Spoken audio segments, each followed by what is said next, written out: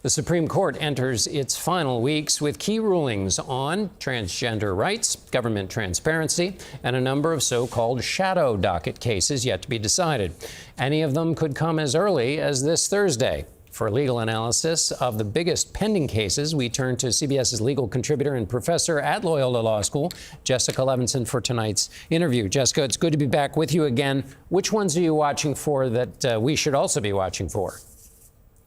So actually, the first one I'm watching is the last one to be argued, and that's, John, as you know, the Supreme Court added a special argument day for this question of nationwide injunctions. It came to the court through the question of whether or not the president could issue that executive order dealing with birthright citizenship.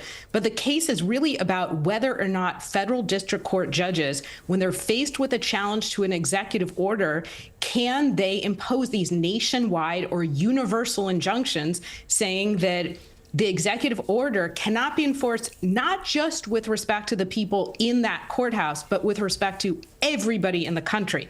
That's the first one I'm watching. Then another one, obviously, that's making news and has big implications for discrimination, deals with transgender rights, and it's a state law that bans gender-affirming care for minors. That's an equal protection case, really big case we're looking at. And then there are two remaining cases dealing with essentially this tension between the free exercise clause of the First Amendment and the establishment clause in the First Amendment.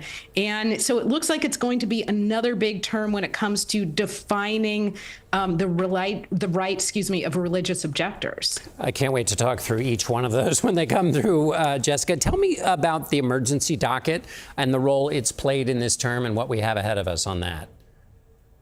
I mean, it's hard to overstate how much more important the emergency docket has become, not just during this administration, but really over the last few years. The emergency docket, of course, is the place where now it's mostly the Trump administration where they go to the Supreme Court and they say, we can't wait for the typical schedule. We can't wait for you to set this for briefing and oral argument. We need you to make a quick decision now, not always on the merits. And John, we've seen a number of those decisions where, for instance, the Supreme Court has said that the Trump administration can't use the Alien Enemies Act, at least for a while.